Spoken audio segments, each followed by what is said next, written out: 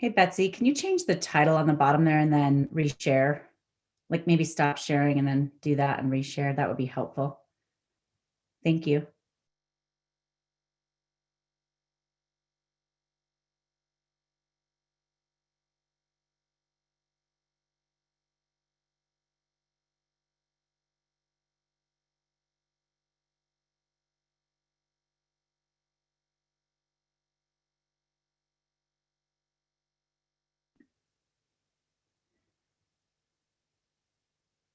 Hello, everyone. My name's Tracy Dorland. I'm going to be your facilitator this afternoon. Thank you for joining us.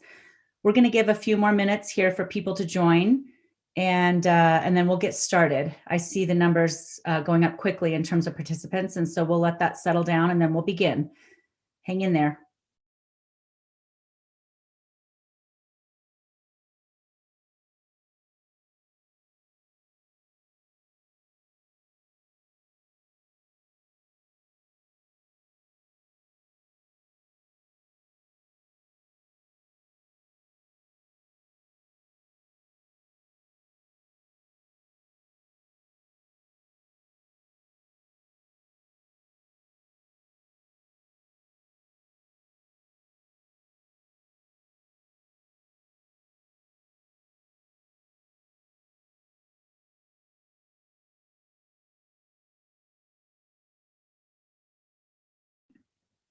Okay, I see the participants slowing down in terms of joining, and it looks pretty stable. So we're going to go ahead and begin.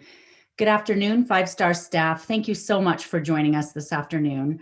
Welcome to all of you who are joining us via the webinar, at the Zoom webinar, and also thank you to you, those of you, and welcome to those of you who might be watching on YouTube. Just for everyone to know, this is being live streamed on YouTube so that people have the most access and can watch from wherever they might be with whatever technology they may have.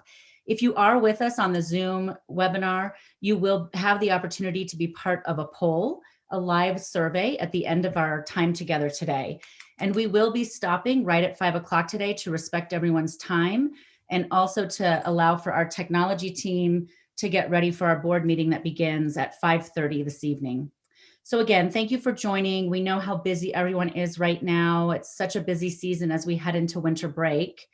And we appreciate your interest in this topic. We're looking forward to the conversation with you. I want you to know that as we worked on this session, we have had 2 town halls, Monday night and Tuesday night of this week. They were for parents and community members, and we had quite a few participants, maybe about 300 over the course of both nights. And initially, we built this town hall for community and staff to try and have more dialogue as part of it, but we just had a tremendous amount of interest. And you can see here, we have about 198 participants or so. And so because of the large interest, we have had to give up some of the interactive pieces of this presentation, but we still have an opportunity for people to provide feedback through a poll and a Q&A. So that will happen. And we just felt like with that much interest in RSVP that we got, we really needed to allow the majority of people who wanted to attend, or anybody who wanted to attend, to really be able to. So I just wanted you to know it's going to be a little less interactive than we wanted it to be. It's also quite technical. We have been working with some families and parents who really wanted to better understand how quarantine guidelines impact efficient and effective operations in our schools, and why the quarantine guidelines made it so hard for us to stay in person. So just a heads up, as we head into this, it's going to be a little bit technical. You're going to have an opportunity to hear from Pat Hamilton and Stacy Gahagan on those technical pieces. I think they're very educational, but I want you to know going in, it's a little technical. The other thing I wanted to say to all of you is just a sincere and genuine thank you. I know that this has been a very challenging year. It's been very challenging for every single one of us in any role that we hold, whether it be from a parent perspective or a staff member perspective. You all have worked so hard and are working so hard. You have endured uncertainty. For many people, I know fear.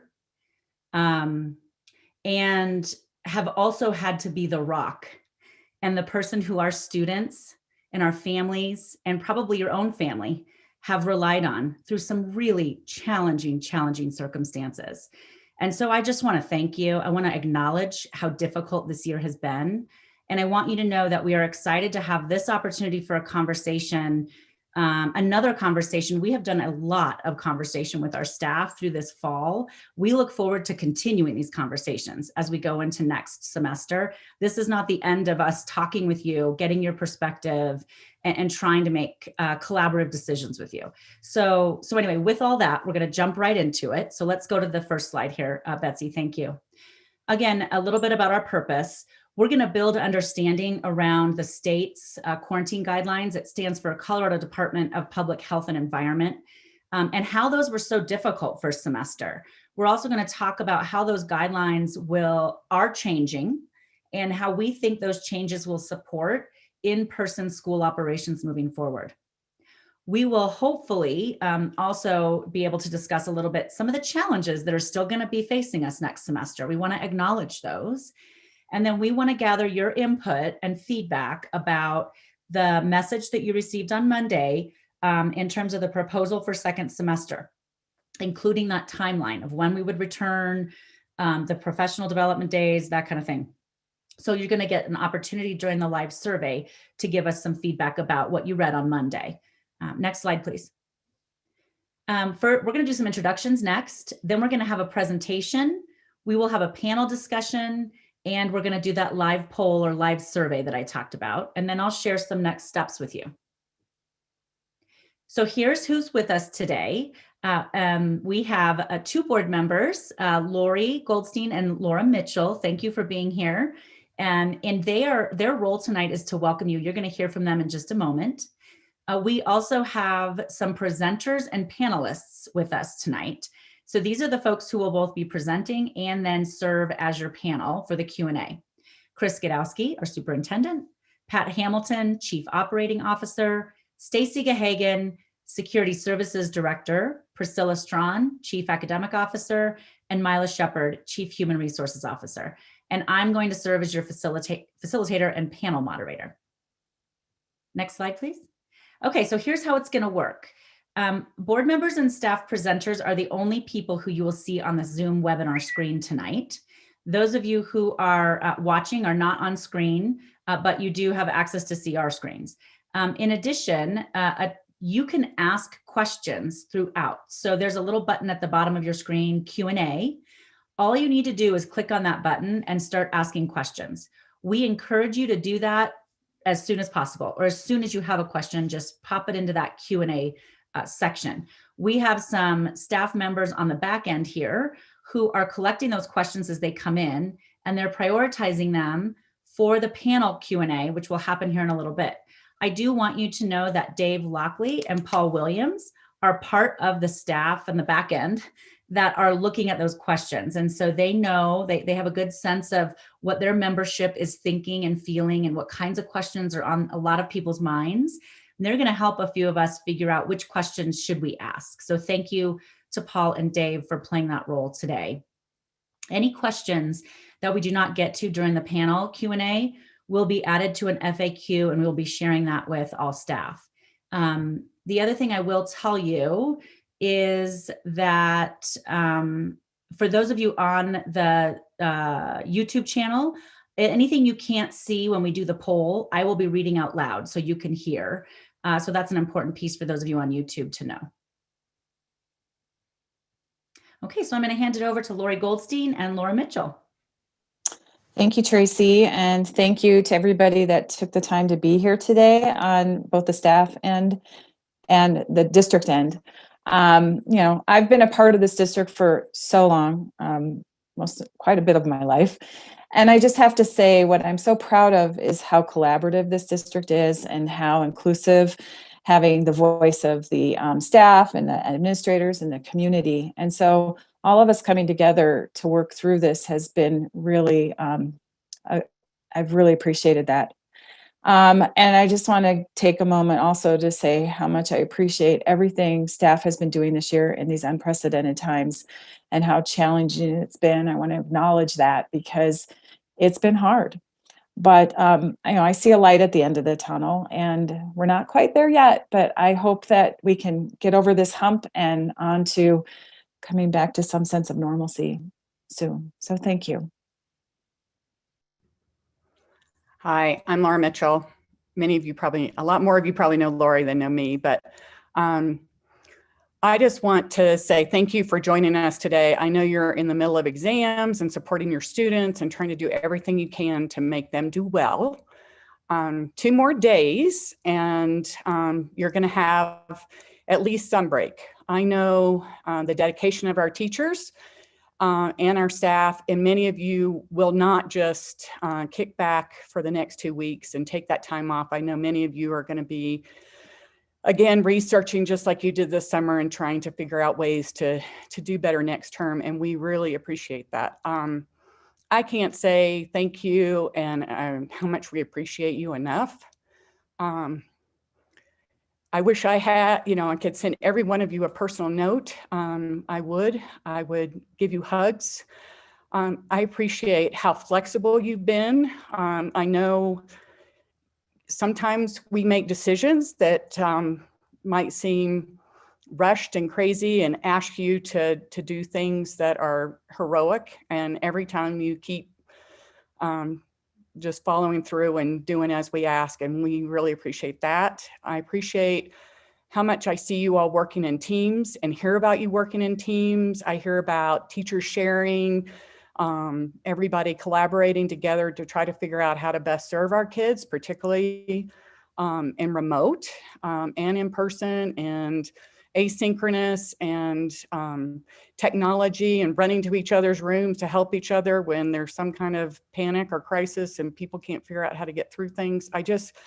Everybody has strengths and skills they're bringing to the table, and I appreciate everybody pitching in and working as a team to bring those all about. Keep supporting each other, and we will do everything we can. Again, just as Lori said, the end is in sight. Hopefully this vaccine is going to get rolled out. We will keep fighting as best we can to get you guys to the front of the line, to keep you as safe as we can.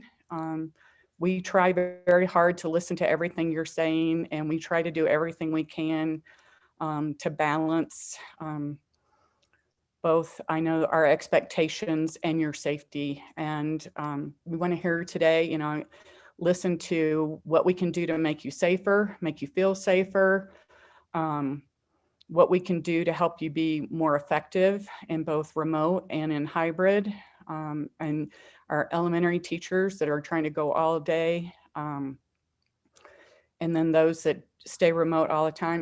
We want to hear about what we can do to bring, to make it technically better, physically better, things we can do with policy.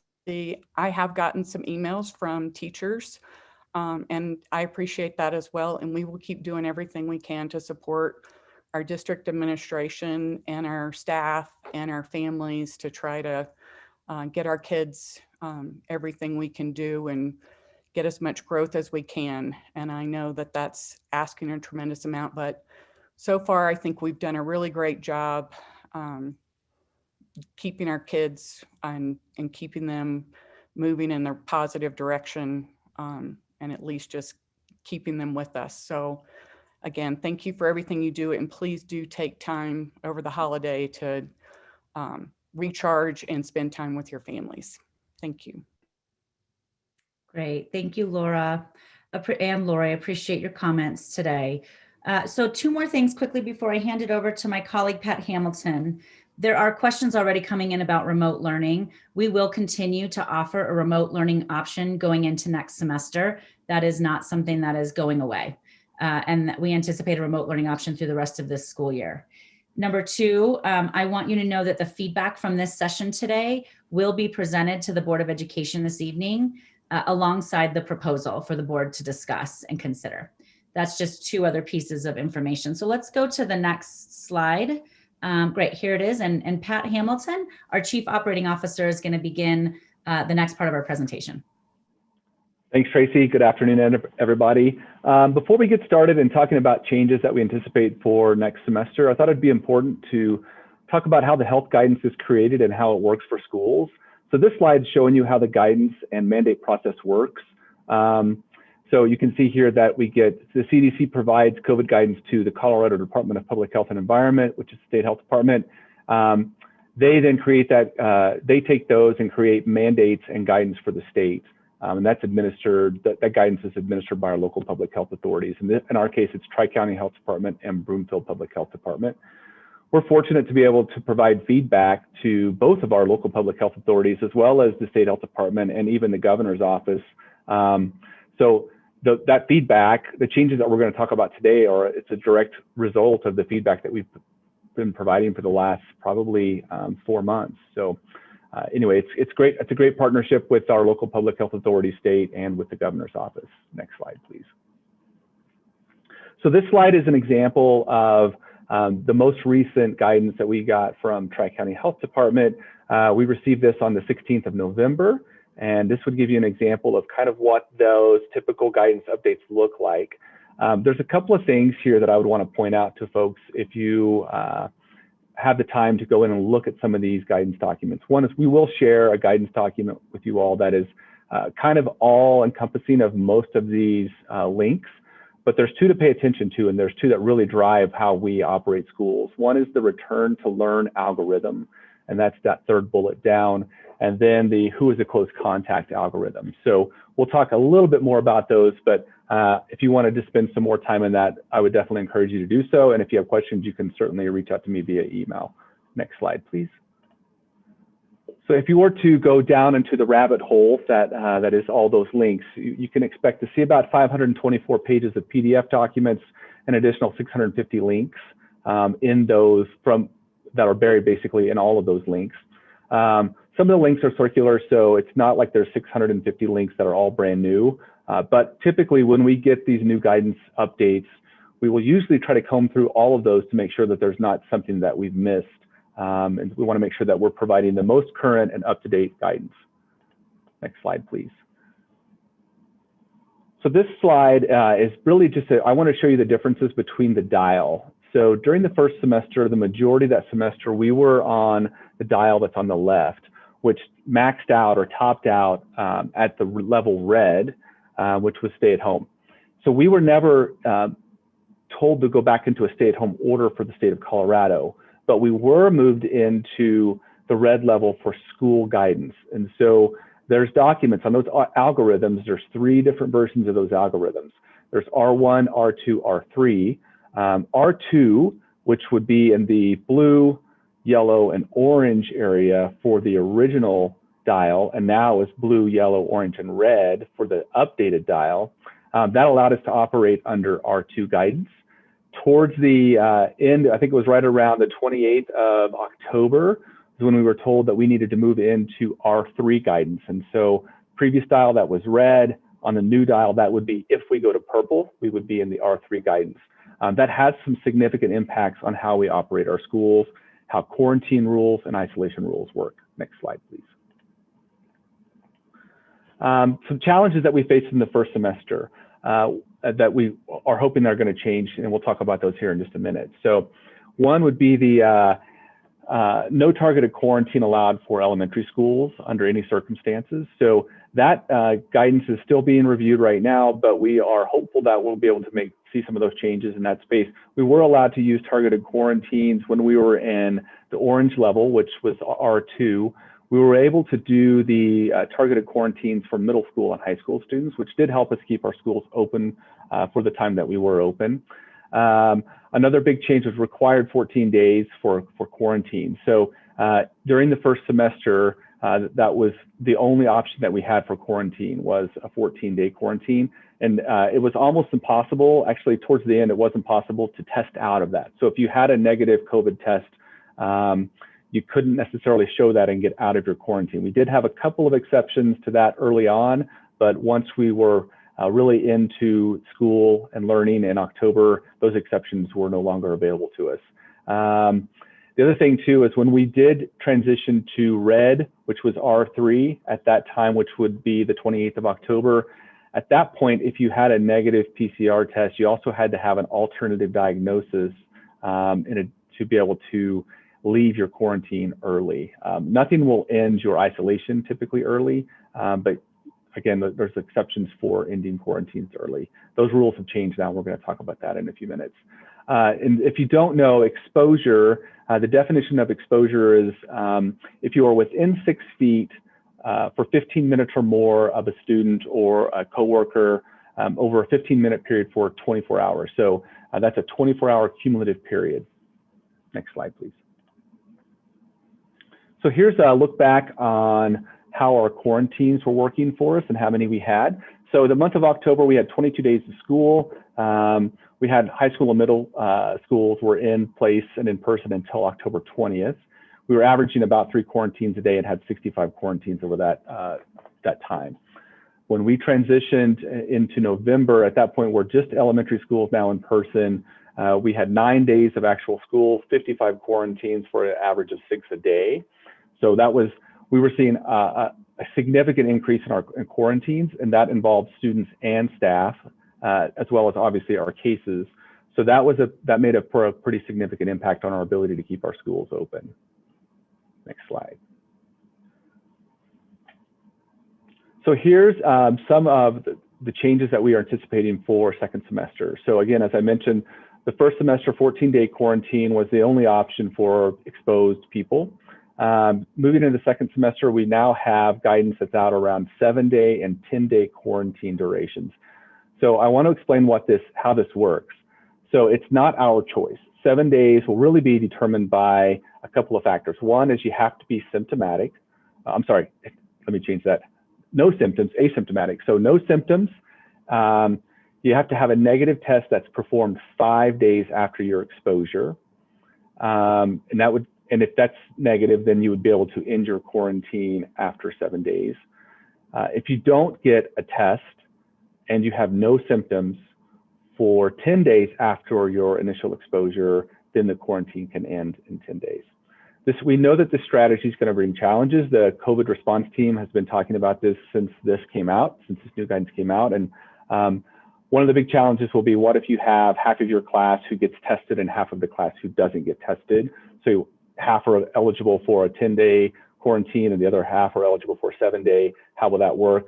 What if it's a teacher who doesn't get tested, or maybe they're in isolation for 10 days because they're the confirmed case, and you have your class that all test and they get to come back in 7 days? How will that work? So these are challenges that we're anticipating, and we're working through how that's going to work.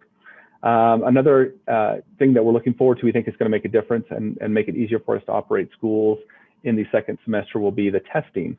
So first semester, you had to have a PCR test. So any of you that have gone to Mountain Range High School to get tested and had the nasal swab or the saliva test, that's a PCR-based test.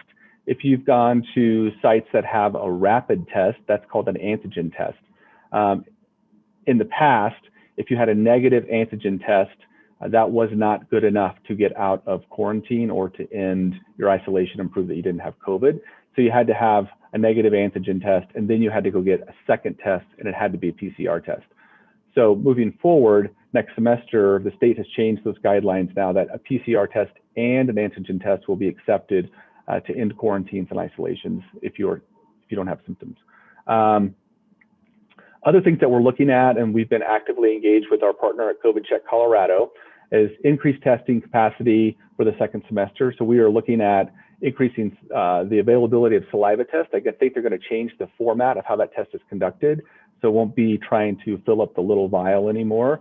And then also, we're working with other metro districts in the other metro districts in the county to talk about how they're doing this, and across the Front Range too, to see how they're going to increase their testing capacity. So this is something I expect to see across the Front Range and across the state, is increased testing capacity for all of our students and our staff. Next slide, please. So we get asked frequently about our supplies. So this is one of those things that has also changed. So supplies for PPE or personal protective equipment. So right now, what we strive to have in our schools at all times is a 2-week supply of KN95 masks and 2-week supply of face shields in our schools, as well as hand sanitizer, cleaning supplies. So this is our strategy: 2-week supply in the schools, and then we try to have a month worth of those materials in the warehouse. So 4-week supply here centrally, as well as a 2-week supply at schools. We do anticipate that we're going to see probably an increase in the need for those supplies and materials as we start to come back in person in January. So we are trying to build those stockpiles even deeper right now. Other things that we're talking about right now with new guidance is there's a component of the who is a close contact algorithm that talks about if a teacher's wearing a KN95 mask and a face shield and they've not been within 6 feet of the sick person for 15 minutes or more over a 24-hour period, that teacher might be able to be in a space where we don't have to quarantine. So we are still exploring that option. We are currently working and waiting for the governor's task force to weigh in on a question that we've asked around, what if it's surgical paper mask along with a face shield, would that be adequate? So we're waiting for that response, and we'll let you know as soon as we know. So I'm going to turn this over to Stacey Gehagen, and she's going to run through a couple of scenarios that will try to explain and give you an idea of how these processes work when they're in a real case. Stacey. Good afternoon. We just want to take a few moments to showcase what our process is for the COVID response team, to show how that work aligns with CDPHE, our public health partners, in a school setting. So let's get started. Tate is a first grader who attends a local elementary school. Tate attends school on Tuesday and felt fine. He had a normal day, right? He went to his classroom, had music class, ate lunch with his classmates, and spent some time in the library. On Wednesday, Tate woke up with a runny nose and a little cough. Dad thought it was just a little cold and sent him home, or kept him home. By mid-morning, he was taken to the health aid office and sent home to Dad. Next slide, please. By Thursday, Tate had a low-grade fever. His dad thought that he had a cold, but by Thursday evening, Tate was complaining about feeling worse. His dad called him in sick on the attendance line at the school and scheduled an appointment for the doctor on Friday. Due to the fact that Tate is exhibiting a major symptom of COVID for greater than 24 hours, the information Tate's dad leaves on the attendance slide would generate an intake form that would be sent to the COVID district nurse. The COVID nurse would reach out to the family to check on Tate's well-being and to provide some public health guidance and recommendations. The nurse would ask the family to reach out to her on how Tate is feeling and if he is tested positive for COVID. Next slide. On Saturday, the family notifies the COVID nurse that Tate has in fact tested positive for COVID. When the COVID nurse reaches out to the family, they're checking in on the family to make sure everyone is okay and then to answer some questions. We understand that this can be a very stressful time for our families, and we want to make sure that we're providing them with accurate information. They're also trying to determine information that will help identify potential close contacts. The nurse is looking at the family dynamics to see if other family members attend Adams 12 schools. Under the old R3 guidance that Pat just talked about, the family would be placed in quarantine for up to 14 days, and the student that is positive would be placed in isolation for 10 days. If the family is unable to isolate from the child, their quarantine would be extended for 24 days. This has come up a couple of times over the course of the last several months.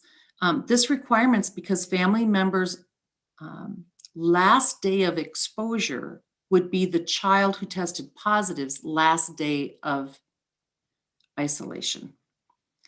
Once it's been determined that there's been an exposure to the school, the COVID nurse will consult with a workplace coordinator and potentially public health to determine the scope of the exposure and the quarantine for close contacts. The COVID workplace coordinator will review the information received in the intake form and consult with the nurse who spoke to the family. In some cases, the workplace coordinator would reach out to the public health partners to coordinate an appropriate response. This slide, if you'll go back one slide for me for the timeline, thank you. This slide demonstrates the line of events, the timeline of events, right? So once we've determined that there's been an exposure to the school, we need to look at the date the symptoms actually began. In this scenario, Tate started getting sick on Wednesday. Tate would be contagious 48 hours prior to the onset of his symptoms. So we need to look at all close contacts on Monday, Tuesday, and Wednesday. More often than not, we are notified of a positive case within 5 to 7 days after the actual exposure occurred. This results in staff members and students being at school for several days after they have been exposed. When determining who a close contact is at the elementary school level, we have to look at the entire classroom. The standard for close contact is being within 6 feet of someone for 15 minutes or greater. And that 15 minutes, as Pat spoke, is accumulative over a 24-hour period. With our youngest students, it's difficult to track their interactions with classmates, even with assigned seating. So public health guidance at the elementary level under the old R3 is to quarantine the entire class. The new public health guidance under R2 has been modified to permit all grade levels to conduct targeted quarantines. A targeted quarantine allows us to look at those students who are sitting within 6 feet of the affected student for 15 minutes or greater. Targeted quarantine will require the enforcement of assigned seating in all classrooms, in the cafeteria, and then closely monitoring recess. By using this approach, schools will be able to retain more staff and students when a classmate or a staff member becomes ill or tests positive for the environment. So let's look at our numbers. Under the old public health guidance, in the scenario that we just presented, Tate's first grade class would need to be quarantined. So that's 21 students. It would be the classroom teacher and the para. Because Tate went to music, the entire music class would be quarantined, but because we do cohorting, it's the same as his first grade class. But we would have one staff member, the music teacher, would also add to the list. And so we would have 21 students and 3 staff members. Under new public health guidance, we would go in and we would look at Tate's first grade class. We would identify those students that were around Tate within 6 feet for 15 minutes or greater. So that'll greatly reduce the number of students that we would have to place in quarantine. Unfortunately, in this case with Tate, because he was in a music class, under the guidance, it identifies an enhanced contact identification that we would have to use. And in that process, we would look at no high-risk activities. So if you're singing, doing wind or brass instruments, or any kind of vigorous exertion, you would be excluded from being able to do targeted quarantine. So in this case, Tate's class would still end up quarantined because of the music class. But let's take it a step further. So if the art teacher was the one who was sick and the art class had a seating chart and the teacher stayed at the front of the classroom, then maybe we could just target quarantine the art teacher and the 5 or 6 students that were within 6 feet of her. But the challenge is that we have 5 or 6 students that will be at home during the quarantine period without any live instruction opportunities. So targeted quarantine at the elementary school, it's not easy. It's going to present another level of challenges for us in the district. Next slide, please. A few other considerations in this particular case that we would be looking at is, did Tate go to base or peak, which is our before and after school program? If he did, we would have to look at what the interactions were within that environment as well. Who was he within close contact with? So there is a possibility, and we have had situations where we have had to quarantine the entire base program, including all of the staff members. If Tate rode the bus, then we would have to look at quarantining students on the bus, the driver, and if there was an assistant on the bus, they also would be quarantined. We also look at if the student engages in any outside or extracurricular type activity. In this case, if Tate was in a part of a extracurricular sports, so let's say football. If he played football, the entire team would have to be quarantined, as well as the coaches.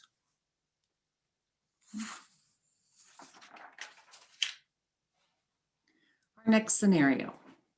Titus is an 11th grade high school student. While in class on Friday morning, he started getting a headache.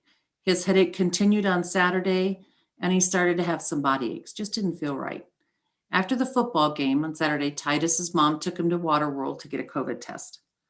On Monday, his mom notified the school that her son tested positive. The health clerk completed an intake form and submitted it to a COVID nurse. Again, the COVID nurse's goal is really to make sure that everyone in the household is doing okay. The nurse will review the isolation and quarantine dates with the family and answer any questions that they may have. Once she has done that, the nurse will notify the workplace coordinator of the possible exposure to the school for determining quarantining of close contacts. A principal will be contacted and will have a contact list form to complete. Because of Titus's age, it would be appropriate for somebody at the school level to reach out to Titus and to determine who he was in close contact with.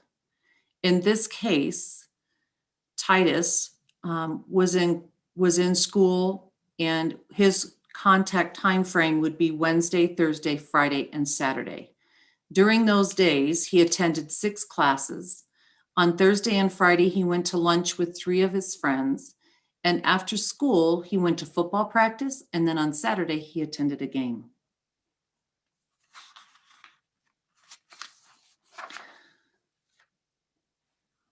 So once the workplace coordinator receives the information from the nurse, she reaches out to the principal. We're determining who meets the close contact criteria. We're talking to the student to determine if there were other students that he came in contact with Wednesday, Thursday, Friday, and Saturday while he's at school and while he's outside of school. We recognize that our older students are very socialized and they engage in a lot of different activities, from after school work to different types of programming and clubs. So we need to identify who all those contacts are. So we're doing the same thing here. We're looking at who the student has been in contact with within 6 feet for 15 minutes or greater. We're looking at that cumulative 15 minutes over a 24-hour period of time. And if the student has been engaged in that high-risk activity, then that would limit our ability to do the close contact, or to do the targeted quarantining. So in this case, we would be looking at the football team. We would be looking at the classrooms.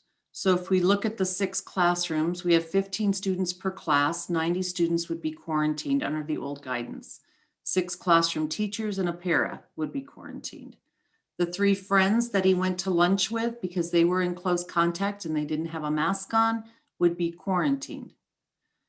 The football team that he had practiced with on Friday night and those same students at the game on Saturday would be quarantined. So you'll see here, this is a pretty substantial quarantine for a school.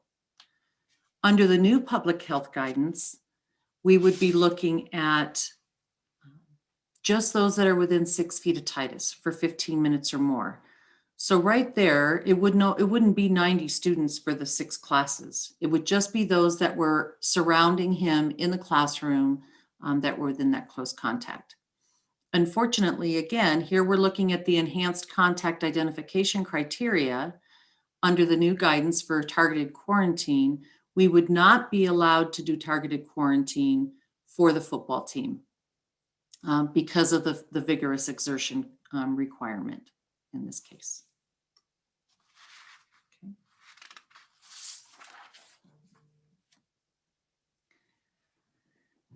Okay. I hope that by going through these typical scenarios was somewhat beneficial just to understand the complexity. On paper, it's black and white, but our reality is that every case that we deal with has so many layers that we have to peel back. There are so many different variables that we encounter. You know, we have staff that may come in and provide IT support.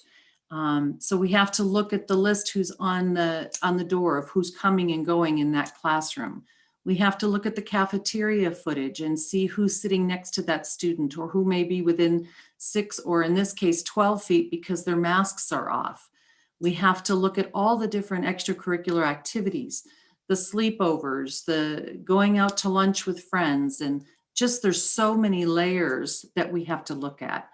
When we are looking at these cases, more often than not, we are reaching out to our public health partners and we're determining what that close contact looks like and what the scope of that quarantine will be. Once that has been done, that contact list that I talked about earlier would be populated with all of those contacts, and then we would work with our communications team to notify staff and students and families that their child would be placed in quarantine. So thank you for spending the time with me. I hope that this was helpful.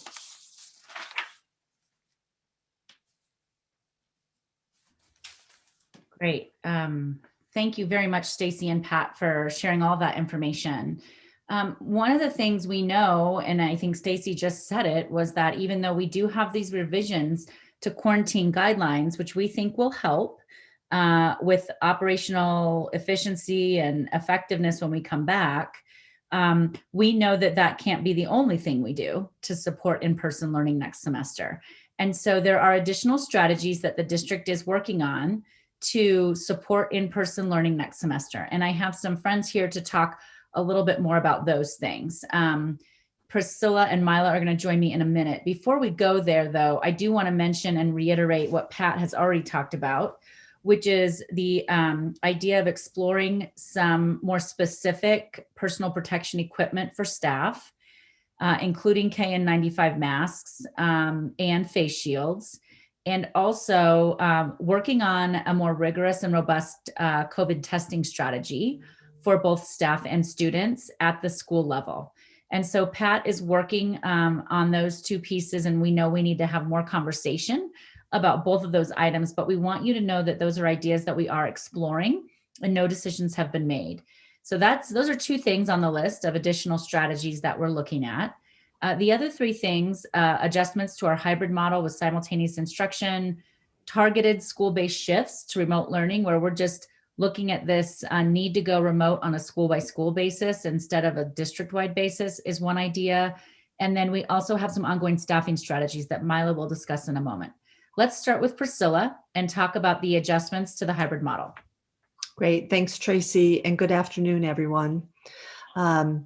As Tracy mentioned earlier, the district will continue to provide a full online model within our 4 different levels: elementary, middle, K-8, and senior high.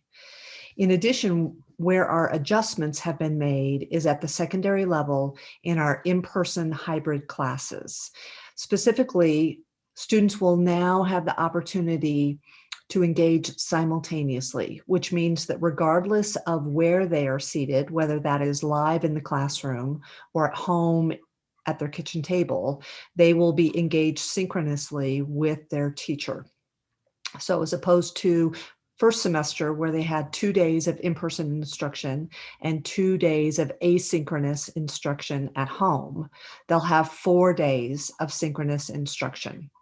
We've also landed the plane on Wednesdays. Wednesdays will be asynchronous with synchronous opportunities for identified students, meaning that our secondary teachers will identify either office hours, additional help sessions, or communicate with specific students the expectation that they are logged on for some live support from that teacher, whether that's students who have a D or an F in the class, or students that they're worried a little bit about them socially and emotionally, maybe their engagement level has dropped off or their work completion has dropped off.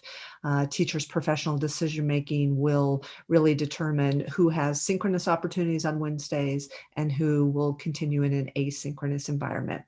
We believe that having 4 days of synchronous instruction for all secondary students will provide greater level of engagement and a greater level of achievement. It will also provide predictability and consistency for our teachers and help them focus in their lesson planning, as opposed to the myriad of lessons that they had to design in the first semester.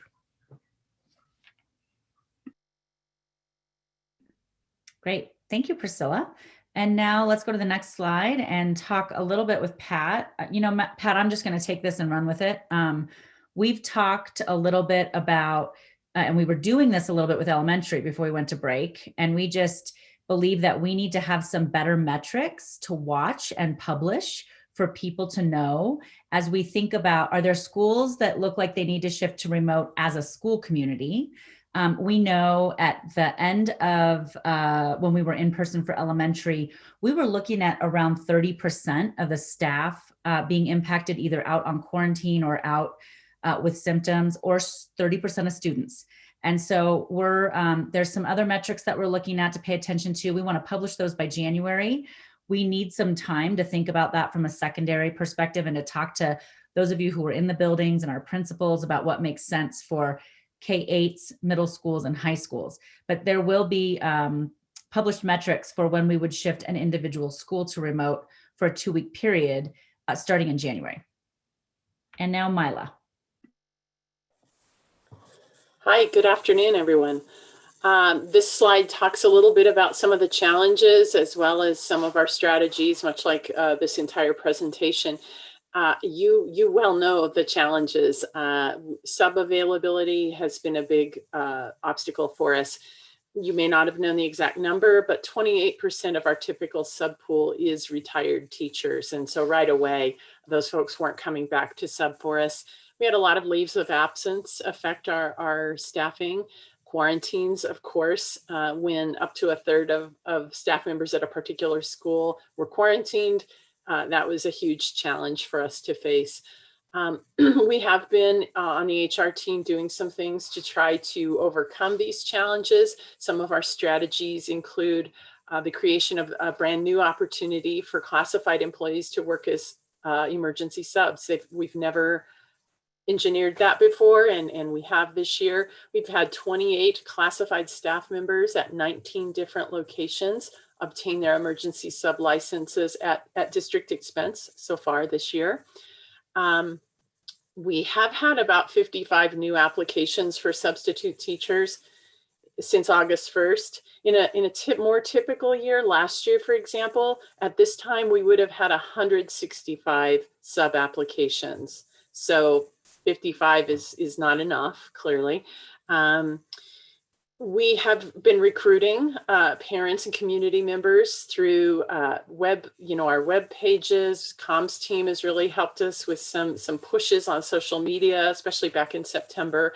You may not know that we recruit from a lot of different recruiting platforms. We've chosen strategically for the best return on investment, but a few that we use are jobbing.com, which is a website that specializes in online recruitment in the Denver metro area. Indeed, which has 250 million people internationally on their job recruiting platform.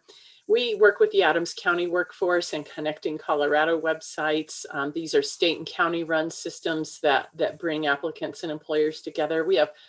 There are 69,000 jobs posted on that website. We work with diversityjobs.com, and that's a recruiting service with over 500,000 active job seekers.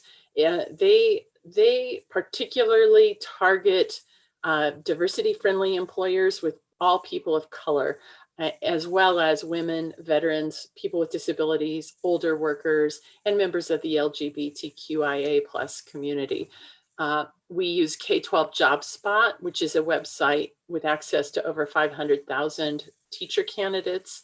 So those are, and then we do targeted recruitment out of universities. And I think the silver lining for the pandemic has been our travel budget no longer needs to be quite as extensive, and we are able to take advantage of job recruitment fairs at historically Black universities, Hispanic serving institutes, and we'll be able to widen out our university recruitment effort quite a bit through the virtual platforms that they're offering. So that's exciting to us, and we're turning that money into paying for emergency sub-licenses. Anyway, we also created a new position called Classroom Monitor that allows employees to add hours to their contract. You know, you're familiar with this. When you're out teaching remotely, a classroom monitor is in person with the students. We've had 186 of our classified employees work an additional 6,400 hours as classroom monitors in support of in-person learning during October and November. So we will continue to hire classroom monitors from our community. During the last couple of evenings, I absolutely encouraged our parent audiences to apply, to tell their friends to apply. So if you know of anybody, have them go to our webpage, click on the careers button, and apply to be a sub or a classroom monitor, either one. And we would love to have them. So those are just a few of the things we've been working on. Thanks. Great. Thank you, Mila. At this point, I am going to pass this along to Chris and let Chris talk about the proposed plan for second semester, and then we'll begin our Q&A panel. So thanks, Tracy. So I'm sure everyone on this webinar has seen the proposal that I've laid out to the broader community and shared with the Board of Education. I'll talk through it further tonight. But really at its core, there were three things that I was trying to accomplish in terms of developing a plan for second semester. And so what you see here in terms of timelines and approach reflects my best judgment about, number one, how do we and when will we be able to provide a safe working and schooling environment for students and staff? Number two, how do we provide a consistent school experience? Because one thing I know, one of the rare things that has prompted some consensus in the system over the last 9 to 10 months is whether you're a staff member, a student, or a parent, there's a lot of interest in having us do one thing and stay with it. Early in the pandemic, there was a lot of discussion about you can pivot from this and pivot to that. I was never a big fan of going down that path because public health and our assessments of what the future was going to be in terms of case rate incidents proved not to be accurate. We've had to do some pivots, but they come with all the pain that I expected as we first started to look at plans last summer. And so consistency is important, both as a system and at the school level, and avoiding these 2-week remote transitions that we had to start doing at the elementary level in late October and November.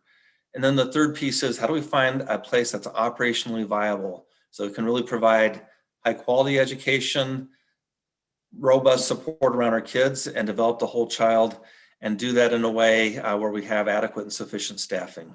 And so this plan really reflects those pieces. Let me talk a little bit more first off around the safety piece and some of the highlights there. What I've heard public health officials say, and I've spent a lot of time with folks from the governor's team, with CDPHE, the Metro Denver Partnership for Health, which includes not only Dr. Douglas and Jason Volling from Broomfield Public Health, but also officials from Boulder and Jeffco and Denver and other jurisdictions.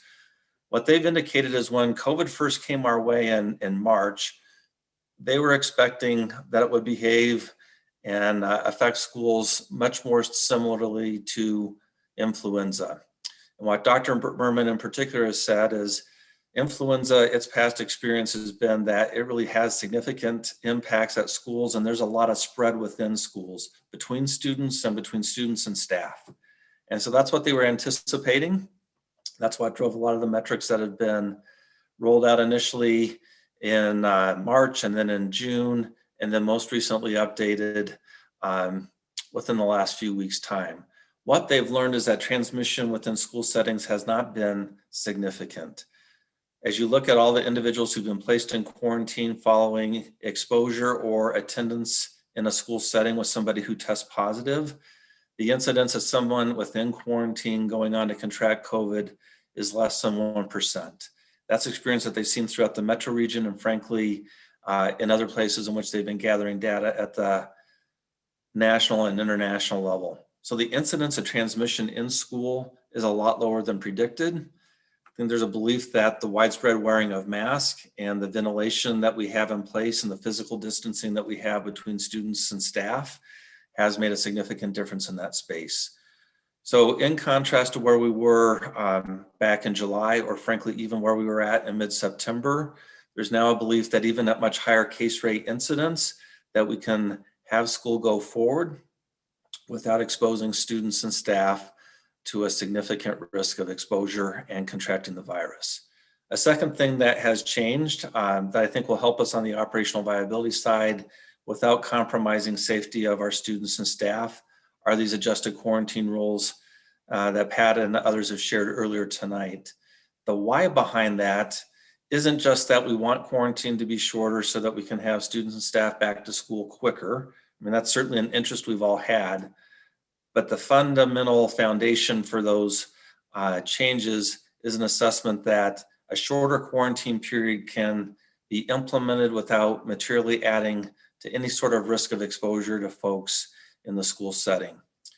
So the data that they've gathered at this juncture shows that after 7 days, if you've had a negative PCR or antigen test that shows that you're negative for COVID, there's some risk that those test results aren't going to be accurate, but it's a very small risk of about 4 to 5.5%, depending on whether you took a PCR or antigen test.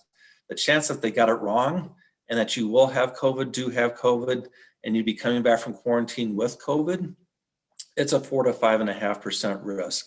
And the public health folks have said that's true in terms of the general population, given all of the ventilation, the physical distancing, the mask wearing, the transmission of the virus in the school setting has proven to be so low that that 4 to 5.5% risk they feel like is much, much smaller. One of them said you should multiply that by 1% to truly get the risk of exposure in the school setting. And then if you don't have a test, if you come back after 10 days, as opposed to the 14-day waiting period that we've had before, the incidence of having COVID after 10 days in quarantine is 0.3% to 1.1%, depending on which of those two tests that you've had. So the benefit to these quarantine rules is it allows us to have staff and students come back to school more quickly if they've had an exposure to COVID without adding to the risk of posing transmission to other individuals in the school setting. So on the school safety side, we've learned quite a bit in the last couple of months. And I feel like we're in a spot now where even with the higher incidents that we're seeing or forecasting for January, that we could safely come back to school. A second piece that we're mindful about is our experience around case rates and how that affected quarantine and staffing and really shut us down earlier at the secondary level and then at a higher case rate incidence at the elementary level.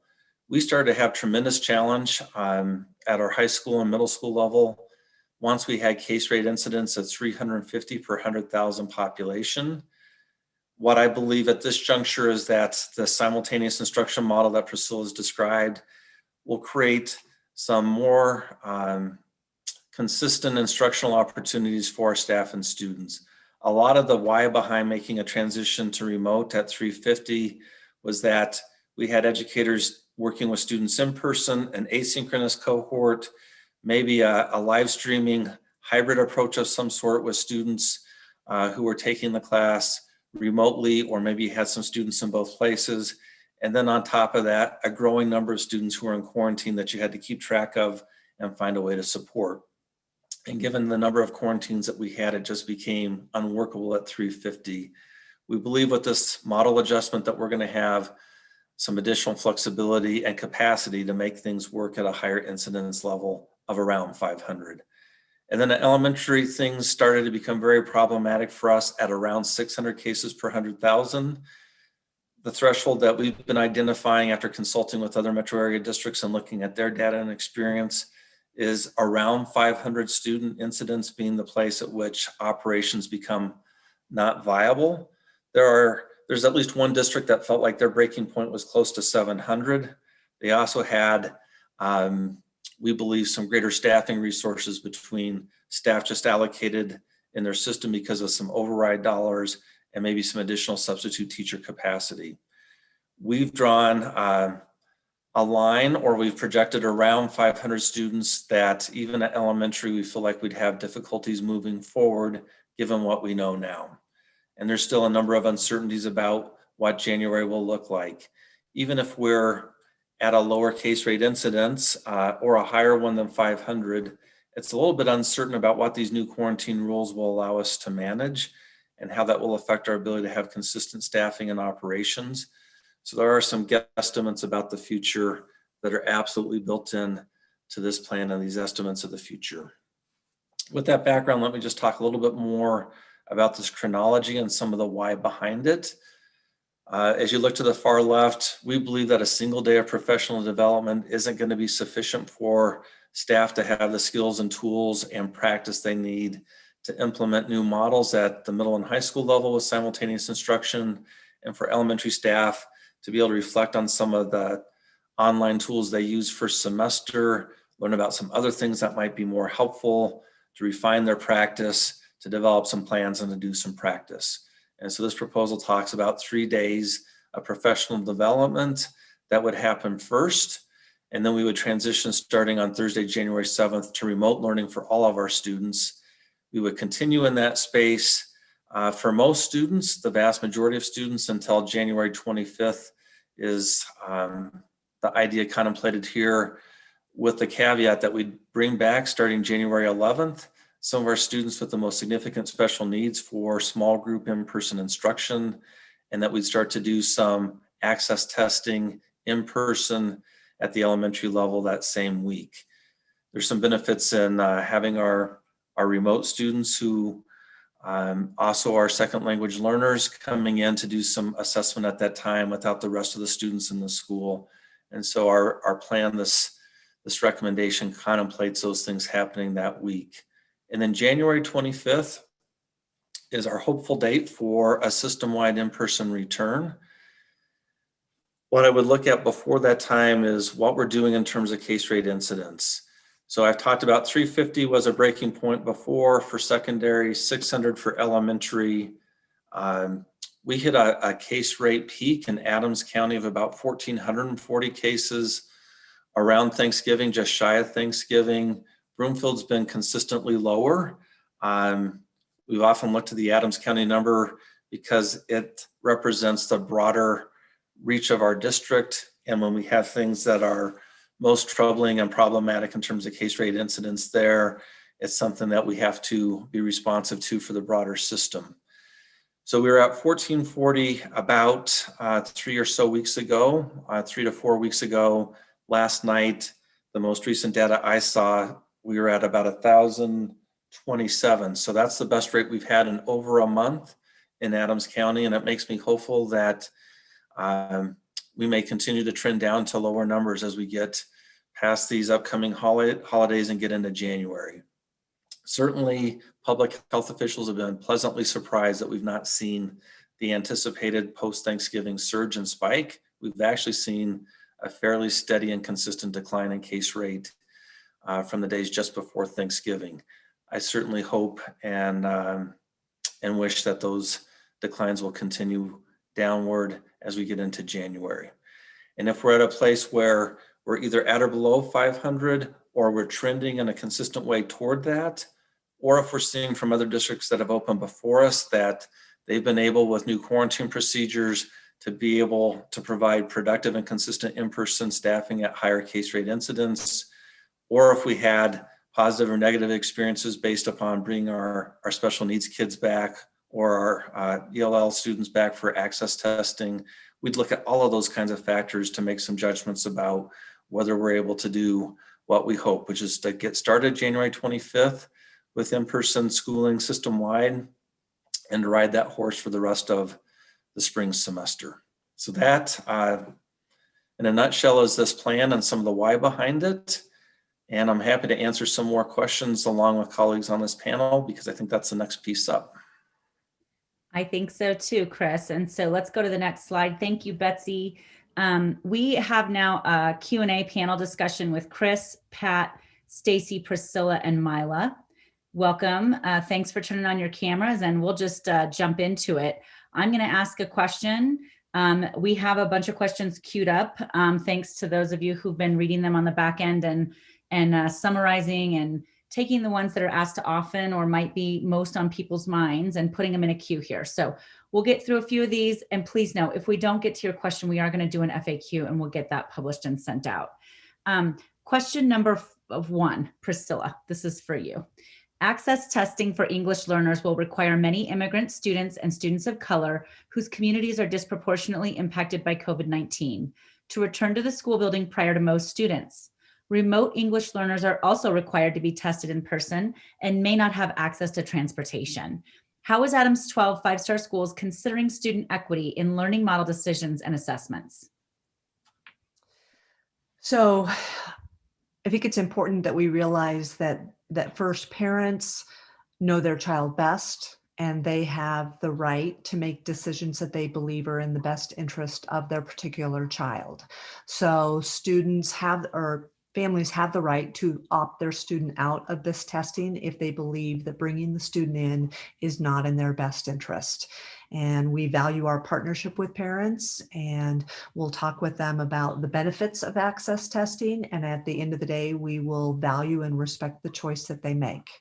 We know that through Amanda Clayton and her department, that she has worked closely with the COVID response team and sent out a lot of information around how to bring students in safely and how to group them safely.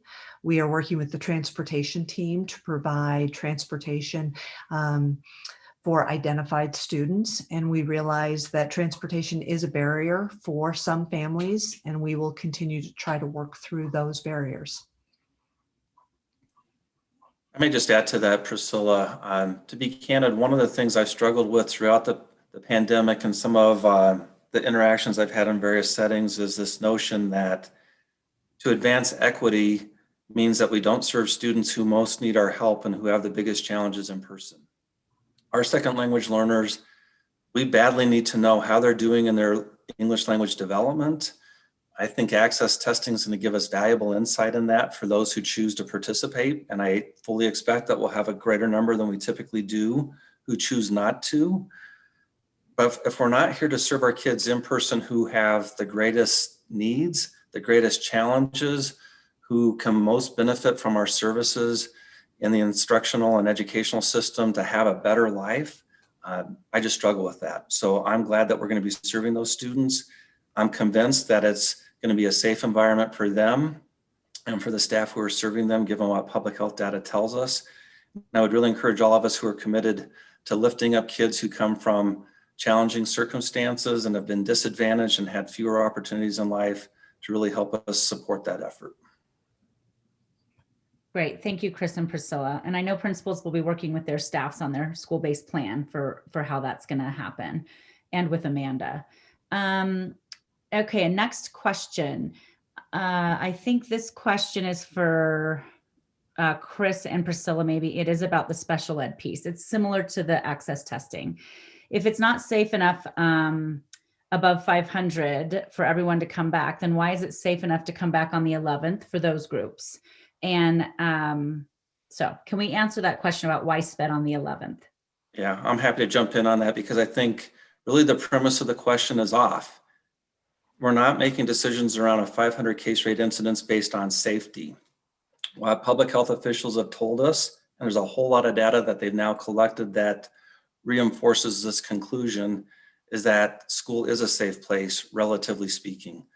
Dr. Berman indicates that there's a very small incremental risk of a staff member contracting COVID at school compared to other places in which they may be present. We've seen throughout all of the metro area districts that many more of our staff have contracted COVID since we've all been remote than any of them did during the time we were in person. And so the 500 case rate incidence isn't driven by a safety concern. I believe well in excess of 500, we can provide a safe place where the risk of transmission from students between one another and the staff is very small. 500 is really about operational feasibility and capacity. And what we've seen is when we have whole schools gather together at higher case rate incidents, that the community incidents of students and or staff coming in who are positive, in many cases related to Stacy's hypothetical before, thinking they just had a minor cold, but sending their child to school anyhow or coming as a staff person notwithstanding. Those are the cases in which we've had to implement lots of quarantines that are broad in their scale. And so when you have a whole school back and you have really high case rate incidents, that's what's driven us to say that we can't continue to sustain supervision and instruction in the way that we need to with the very small numbers of special needs students that we plan to be back. We feel like we can do it safely. We can do it with a much smaller risk of quarantine and with a much greater probability of having consistent support for those students until the rest of the system comes back in person on the 25th. I Great, think thanks. what I'll add to that is that the special education students that are identified through our HIPS services, our STAR services, and our HIPS extensions are our most impacted learners. These are the learners that are not benefiting from remote instruction. And their families are reaching out because they know how important in-person instruction is and how vital the classroom teacher and the para are to the health, well-being, and academic progress of their student. Great. Thank you. Next question, I believe, is for Mila and Chris, most likely. Will Adams 12 extend the Families First Coronavirus Relief Act in order to compensate staff who are caring for family members similar to semester one? I'll start on that. Yes, there was a multidisciplinary group comprised of members of CSEA and DTEA, and we met in the fall, and we considered the fact that FFCRA coverage only lasted up through December 31st. We implemented a matching program designed to extend the spirit of the FFCRA through the rest of this school year. So that's in place for us right now.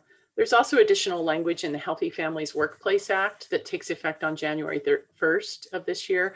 Recent legislation that does allow for additional paid sick leave if there is a public health emergency declared. And so we don't know if the governor will declare or redeclare a public health emergency and whether the provisions of that Healthy Families Workplace Act will kick in. But we've already met the requirements of that legislation through our, I'll call it matching program, our extending of the FFCRA through the rest of the year. Great. Thank you, Mila. Pat, this is for you. It's about PPE. What new PPE, and it's a two-part question, Pat, what new PPE will possibly be provided to staff? Will we need to request from our office staff like we have had to in October, or will there be a plan for weekly and monthly distribution of PPE or certain PPE? And also, will KN95 masks be required for all teachers? Okay, so I'll start with the first part about requesting supplies and materials. So if you do need that, please go through your office manager to request those supplies. Again, we do have a 2-week supply on hand at the schools of masks and shields, as well as hand sanitizer, cleaning products, things like that. And then what's happening is our warehouse drivers and the office managers are working together to keep an accurate count of the supplies that you have on hand at your school. So if you dip below that 2-week average, then the warehouse trucks have those supplies on the trucks at all times. And so we just restock you when we're there doing your normal deliveries at school. So please go through your office manager for those requests. And then the requirement for KN95s. So right now, the guidance that just came out from the Metro Denver Partnership for Public Health, as well as the new guidance from the state, doesn't require a KN95 mask. What it does say, though, is if a teacher is wearing a mask or a face shield and a KN95 mask or better, that there are times when we can consider not quarantining that staff member. So like I was talking about on the slide, though, we have asked, well, what about if it's a paper mask and a face shield? Will that be a consideration for no quarantine? So we're waiting on the governor to get back with us on that particular question. But right now, not a requirement to wear KN95s, but it does help us possibly with avoiding quarantines. Okay, Pat, I'm going to give you a underhand pitch right here. Do All right. private schools have to follow the same health and quarantine guidelines as public schools?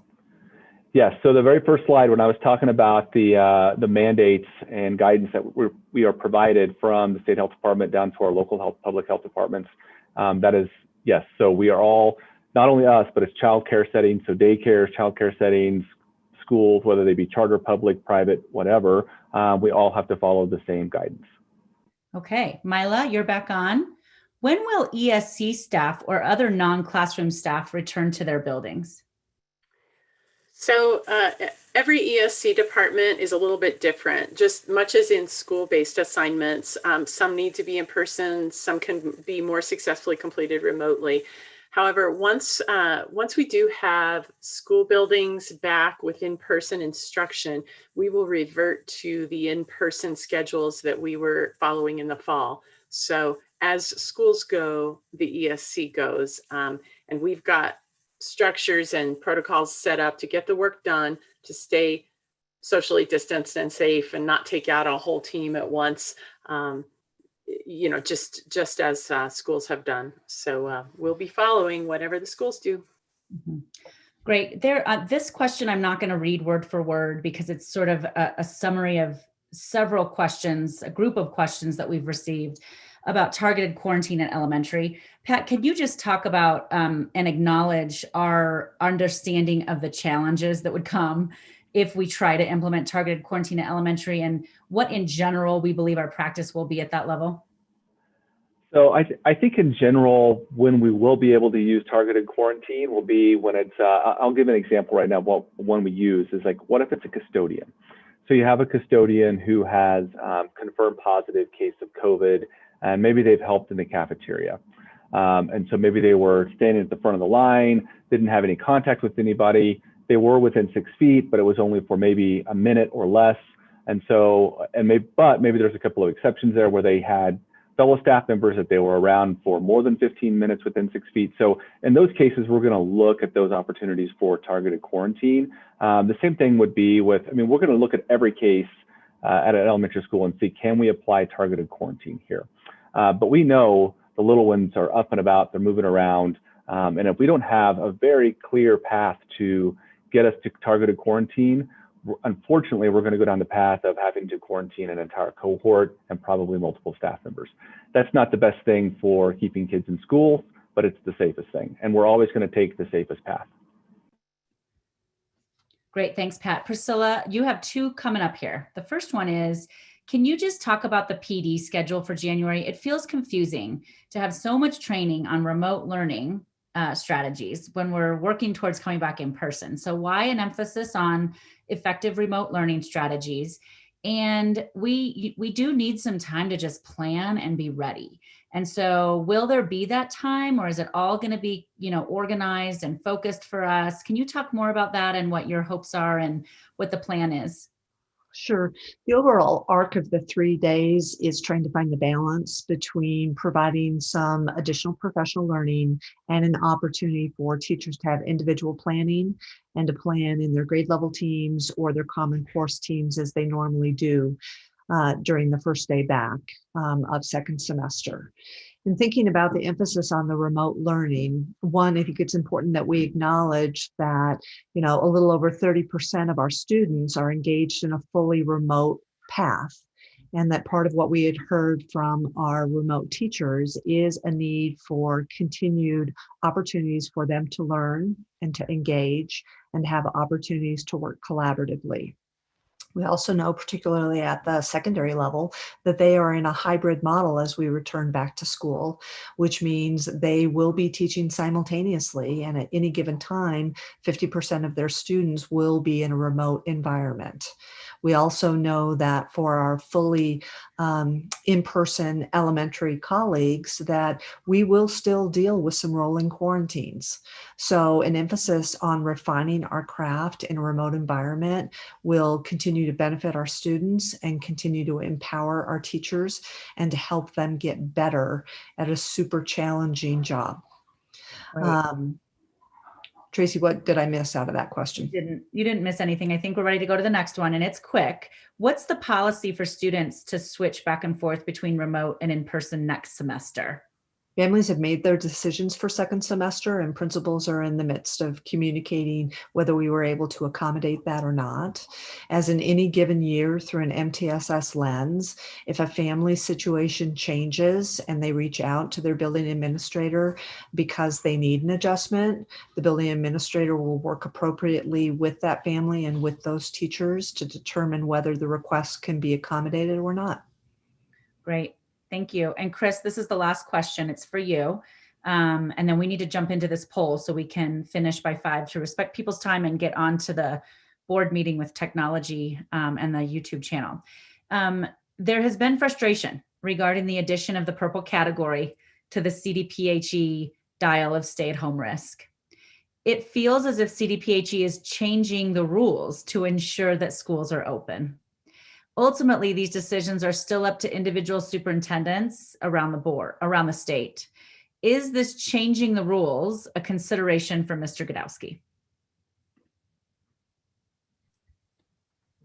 So I've shared some of that frustration in times past for sure. I've been very actively involved in these discussions with public health officials from the get-go, and I paid a lot of attention to the data and the rules and the guidelines. And so I understand the frustration and the suspicion and maybe the cynicism behind some of those changes.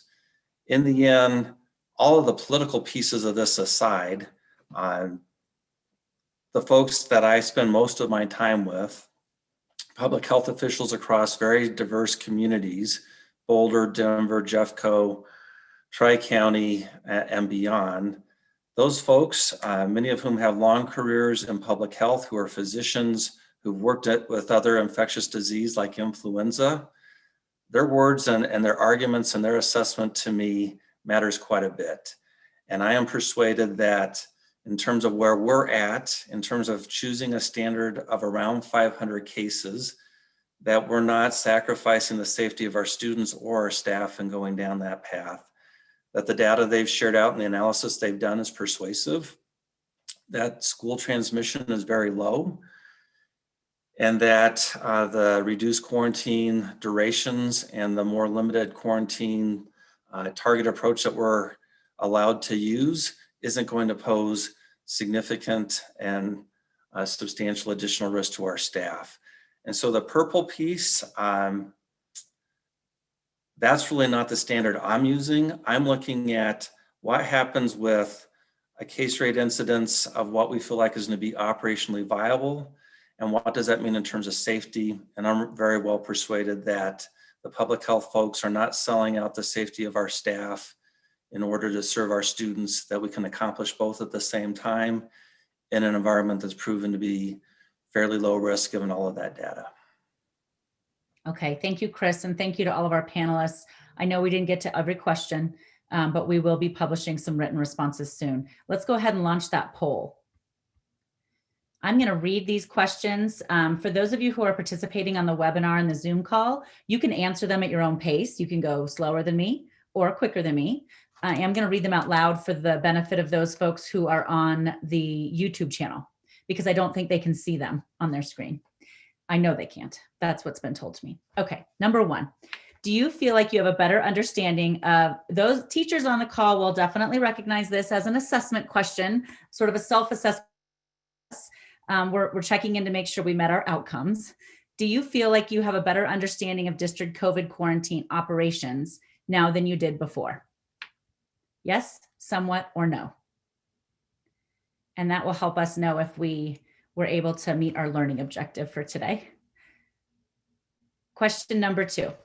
When thinking about next semester, what is most valuable to you? Returning to in-person learning as soon as possible, regardless of case rates, even if it means students and teachers are frequently in and out of quarantine. In-person learning is more important than consistent and stable learning environments. Or the second option is returning to in-person learning when case rates provide for more consistency in school operations and therefore more chance of sustained in-person learning. We know from this question and some conversation with parents and feedback that we had from parents about this question, that there are parents who really just want to come back in person. And we really wanted to give them a voice and an opportunity to express that as part of this process. And so that's the intent behind this question. We also know there's a lot of interest in stability and consistency. And this back and forth is not working for people. And we wanted to give a voice to that. So that's the purpose behind that question. Question number 3. District leadership has proposed January 25th as a potential date to return to in-person learning. We did consider other dates. Based on what was presented tonight, what is your preferred date to return to in-person learning for the second semester? Option 1, I support the proposed date of January 25th. 2, I prefer to return in person earlier on January 19th. 3, I prefer to wait another week to return to in-person learning on February 1st. Question 4, district leadership has proposed that all grade levels return to in-person learning on the same date, preschool through 12th grade. Other districts are proposing a staggered return with elementary beginning before secondary. What do you believe is best? All schools return to in-person on the same date, elementary returns 1 week before secondary, or elementary returns 2 weeks before secondary?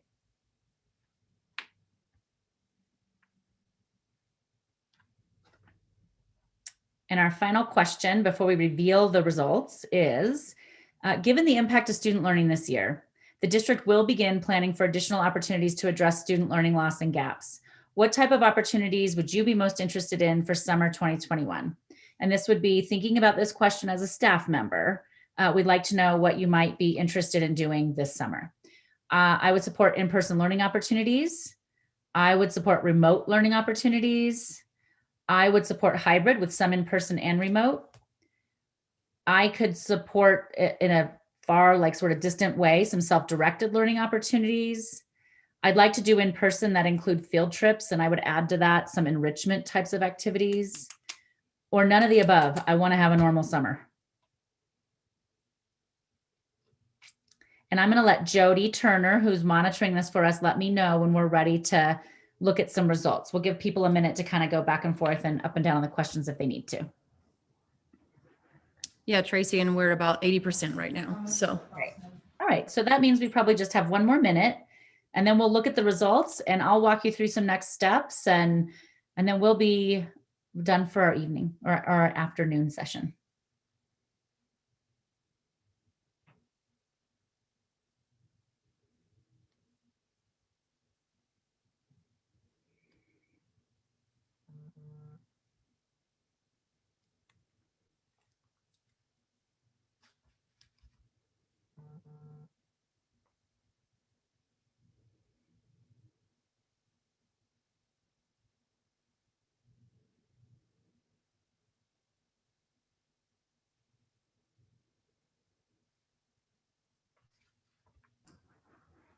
All right, last like 20 seconds, we're about 95%. So it looks like about 8 people haven't voted, so.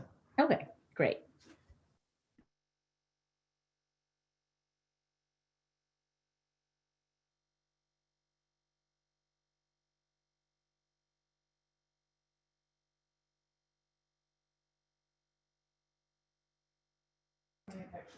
All right, here we go, Tracy. Great, thanks, Jody. Okay, and I'm going to again read this for the benefit of those folks who are watching on YouTube. Number 1, do you feel like you have a better understanding of the district COVID quarantine operations now than before? 63% said yes, 35% somewhat, and 2% no. Number 2, when thinking about next semester, what's most valuable to you? Returning to learn in person as soon as possible, regardless of case rates, 13%. Return to learn in person when case rates provide for more consistency and a chance of maintaining operations, 87%. Question 3, we propose the 25th. Of these other dates, what would you select? I support the 25th, it's 36%. I prefer to return earlier, January 19th, 16%. I prefer to wait another week to return in person to February 1st, 48%. We've proposed that all grade levels come back together. Do you support that? 56% support all grade levels coming back together. 22% support returning elementary students first, secondary 1 week later. 21% support elementary students first, secondary students 2 weeks later. And question 5 about what do you want to do this summer? 13% would support in-person learning opportunities. 8% would support remote learning opportunities. 16% would do both a hybrid, remote and in-person. 11% might support lightly some self-directed learning opportunities for students. 7% in-person learning opportunities that include field trips. And 46% of you want to have a normal summer. So those are the poll results. We are going to do a quick turnaround and make sure that those results, along with patterns and trends and themes that we heard from this Q&A panel conversation today, will be included in what is presented to the Board of Education this evening. So please know that. And I think that's part of our next steps. Betsy, if we go to the next slide. Yes, thank you. You'll see the board meetings tonight. Please join us if you'd like. We also will continue to prepare classrooms and teachers for the simultaneous instruction to support our hybrid model next semester. We will continue to collaborate with public health officials on these new quarantine guidelines and make sure that we understand them prior to beginning next in January. We will begin planning a strategy to provide additional learning opportunities to address learning loss due to the pandemic. And we will stay connected to our community through ongoing town hall meetings next semester. We really do very much value the collaboration with our staff, with our DTEA colleagues and CSEA colleagues, and we look forward to doing more of that as we move into next semester and take on this challenge together. I appreciate you all, and I thank you so much for spending time with us today. We know it's been a challenging year, and we acknowledge that. It's been challenging for us as well, and I'm so glad that we're in this together. And I just really appreciate all of you. Chris, I'll let you have the last word. Yeah, thanks, Tracy. I'll just reiterate what Tracy just said. I know it's been a tremendously challenging school year for folks in our system. And a number of us have talked that work's a big part of our life, and being successful at work is a lot of what either elevates us or makes our life less satisfying. And for many of us, it's not been the most satisfying part of our career by a long shot. And yet I know that folks have worked tremendously hard to support our students in this challenging time. I personally am grateful for the educators and staff who've worked with my 2 children.